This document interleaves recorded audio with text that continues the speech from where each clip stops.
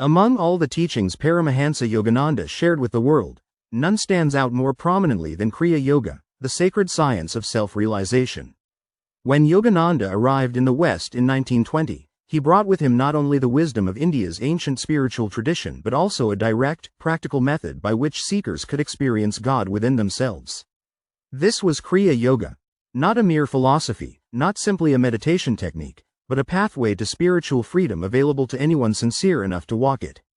To understand Kriya Yoga, one must first understand Yogananda's central message, that the purpose of life is to know God, not as a distant deity, but as the very essence of our own soul. He taught that beneath the restless waves of thoughts, emotions, and sensory experiences lies a deep well of stillness and bliss. The human soul is already divine, already one with the infinite, but it is covered by layers of restlessness, desires, and attachments. The great spiritual masters discovered that by calming the mind and controlling the life force within the body, we can peel away these layers and perceive our true nature. Kriya Yoga is the supreme tool for this inner awakening. It works with the life energy, what yogic tradition calls prana, and reverses its ordinary outward flow. Usually, our energy is scattered. Through constant thinking, worrying, planning, and reacting to the world, we exhaust our life force. The breath reflects this restlessness. When the mind is anxious, the breath becomes shallow and rapid. When the mind is calm, the breath naturally slows.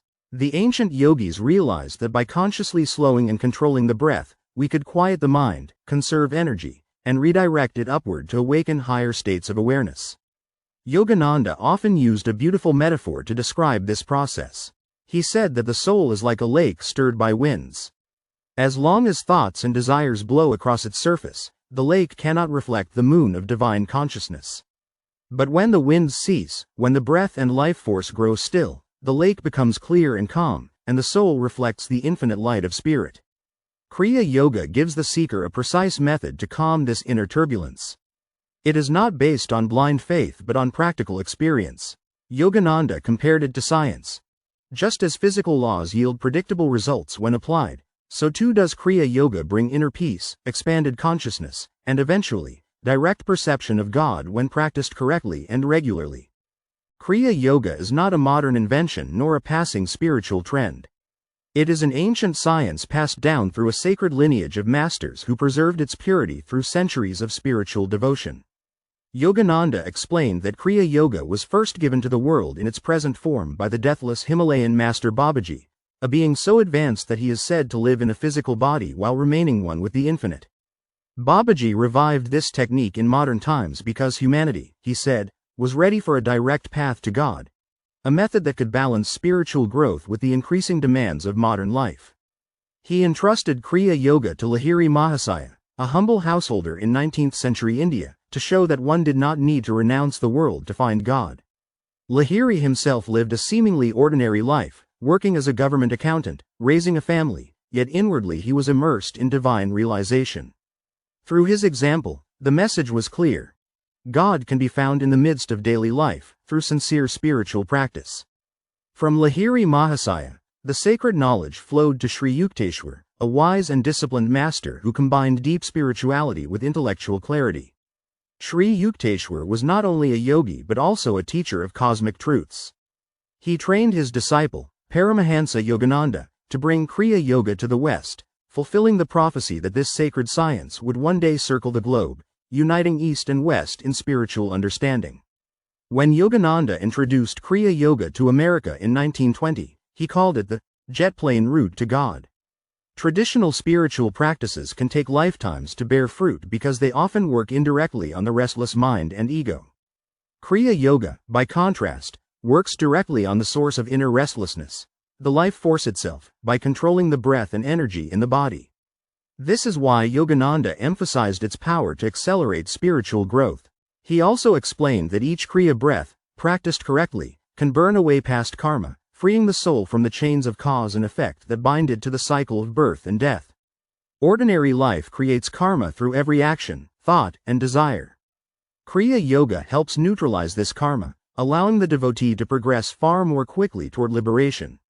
In his autobiography of a yogi, Yogananda wrote that one Kriya, properly performed, is equivalent to a whole year of natural spiritual evolution.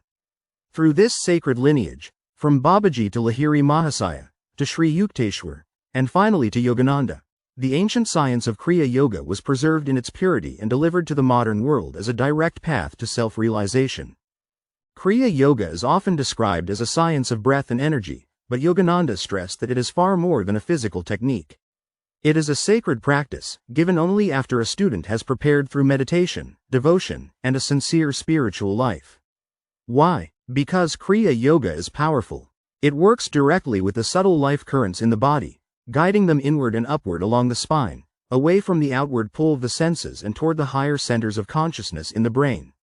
The central principle is this: breath, life force, and consciousness are deeply connected. As long as the breath is restless, the mind remains outwardly focused. Thoughts, desires, and emotions keep the soul bound to the material plane. By consciously controlling the breath, slowing it, and eventually interiorizing it, the mind becomes still, the senses withdraw from the world, and the consciousness begins to expand beyond the body. Yogananda compared the ordinary human state to a storm-tossed sea. The winds of desire, habit, and restless thinking stir the waters of the mind so much that the divine reflection, the calm light of God, cannot be seen. Through Kriya Yoga, the devotee stills those winds.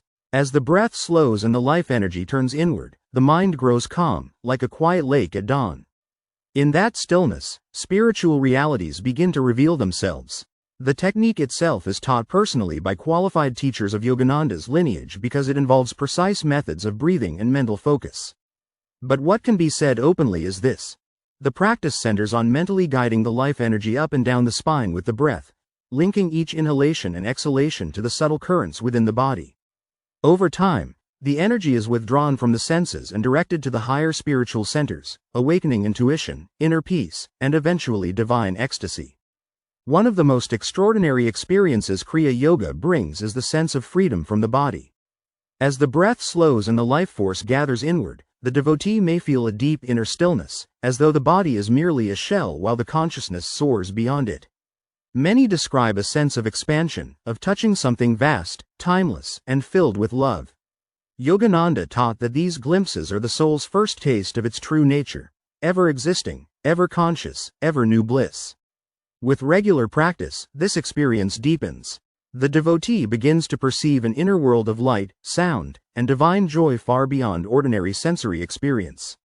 This is why Kriya Yoga is called a path of direct experience. It does not demand blind belief but opens the door to a living reality within. Yogananda often described Kriya Yoga as the greatest gift a seeker can receive because its benefits touch every aspect of life, physical, mental, and spiritual. On the physical level, the deep, rhythmic breathing calms the nervous system, reduces stress, and brings renewed vitality to the body. But these outer effects are only a reflection of the much deeper transformation happening within the consciousness. At the mental and emotional level, Kriya Yoga dissolves restlessness and anxiety. Most people live in a constant state of mental chatter, their thoughts racing from one concern to the next. This scattered energy keeps them bound to the material world, unable to feel the stillness of the soul. Through Kriya practice, the life force gradually withdraws from the senses, allowing the mind to become deeply calm. In this inner stillness, intuition awakens. The devotee begins to perceive guidance from a higher source, what Yogananda called the whisper of the divine. One of the most profound teachings Yogananda gave about Kriya Yoga was its power to burn away past karma.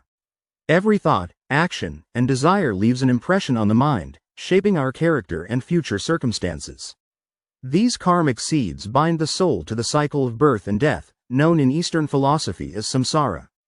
Through the powerful control of breath and life force in Kriya Yoga, these seeds are gradually roasted in the inner fire of spiritual energy, losing their power to sprout. Yogananda explained that one Kriya, correctly performed, can advance the devotee spiritually by 1 year of ordinary evolution. This is why he called it the jet plane route to God, for it accelerates spiritual growth far beyond the slow, unconscious progress of ordinary living. It is not that Kriya Yoga bypasses the lessons of life, rather, it helps the devotee learn them faster by dissolving the karmic burdens that delay spiritual awakening. The ultimate goal of Kriya Yoga is nothing less than self-realization, to awaken from the dream of separateness and realize the soul's unity with the infinite spirit. Yogananda described God as ever existing, ever conscious, ever new bliss, and he taught that the purpose of life is to experience this divine reality directly. As the devotee advances, the breath grows ever calmer, the mind ever stiller, until the soul rises beyond body consciousness altogether. In the deepest states, the sense of I dissolves into the vast ocean of divine love and joy. This is liberation, freedom from ignorance, fear, and suffering, and it is the destiny toward which Kriya Yoga leads every sincere seeker. Yogananda believed that Kriya Yoga was not just for monks or saints, but for people everywhere, for householders, students, workers, artists, and leaders, for anyone longing to find peace amid the noise of modern life. He saw that the world was growing faster, more restless, more distracted, and he knew that humanity needed a spiritual science that could bring balance, clarity, and inner strength. When he brought Kriya Yoga to the West in 1920, Yogananda often said that this sacred technique would one day circle the globe, uniting East and West in a shared spiritual understanding. He believed that religion should never divide humanity.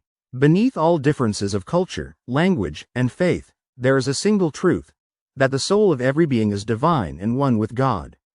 Kriya Yoga, he said, gives people the direct experience of this truth, beyond dogma, beyond ritual, beyond intellectual debate. Yogananda envisioned a world where people did not merely talk about spirituality but lived it inwardly, through meditation and self-realization.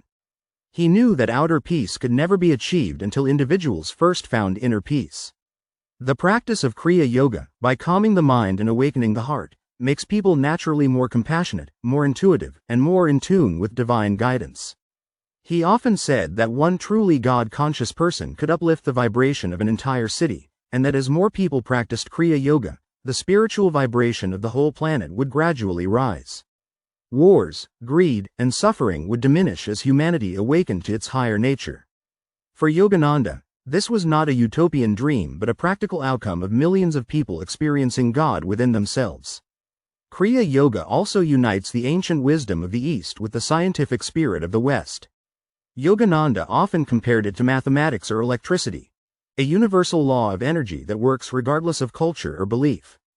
Just as Western science explores the outer world, Kriya Yoga explores the inner world of consciousness, showing that the truths of spirit can be approached with the same clarity and precision as the laws of physics.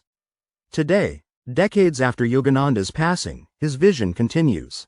Through his writings, teachings, and the worldwide organizations he founded, Kriya Yoga is practiced on every continent. Seekers from all walks of life still find in it what Yogananda promised long ago, a direct, living experience of God. And so, Kriya Yoga stands not only as a technique but as a bridge between heaven and earth, between the individual soul and the infinite, between East and West, offering to all who seek it the timeless gift of self-realization. Although Kriya Yoga itself is primarily a science of breath and energy, Yogananda often taught that the body should be kept strong, flexible, and calm so it does not disturb the deeper practices of meditation. The ancient yogis developed asanas, physical postures, not as mere exercise, but as a way to harmonize body, mind, and spirit. Here are 15 asanas often recommended in the yogic tradition, with their benefits explained in the spirit of Yogananda's teachings. Each posture should be practiced slowly, gently, and with deep, conscious breathing, always avoiding strain. 1. Padmasana, the lotus pose. The classic meditation posture. Sitting with crossed legs and spine straight, the body becomes still, preparing the mind for deep meditation. 2. Sukhasana, the easy pose. A simpler sitting posture for meditation if Padmasana feels too advanced. The emphasis is on a straight spine and relaxed breath. 3. Varasana, the thunderbolt pose. Kneeling with the spine erect. Excellent after meals for digestion and for calming restless energy before meditation. 4. Tadasana, the mountain pose. Standing tall, arms at the sides, feeling steady as a mountain.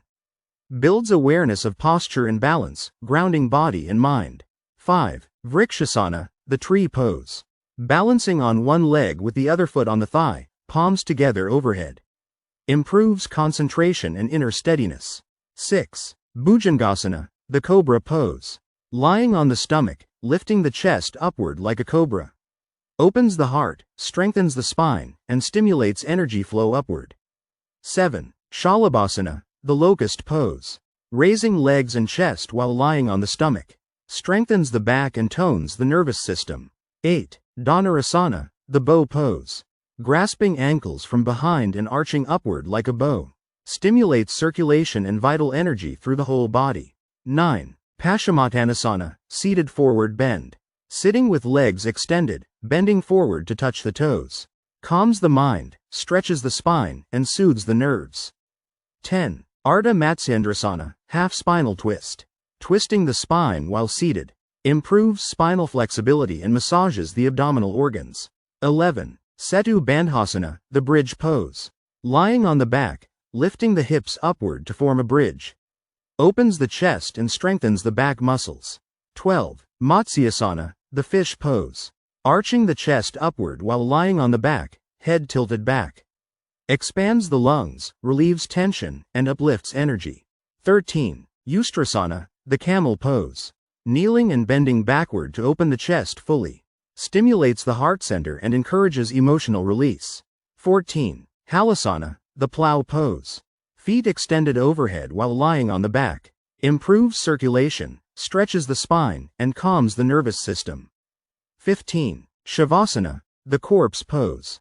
Lying flat on the back, arms relaxed. The posture of total relaxation, often practiced at the end to absorb all benefits.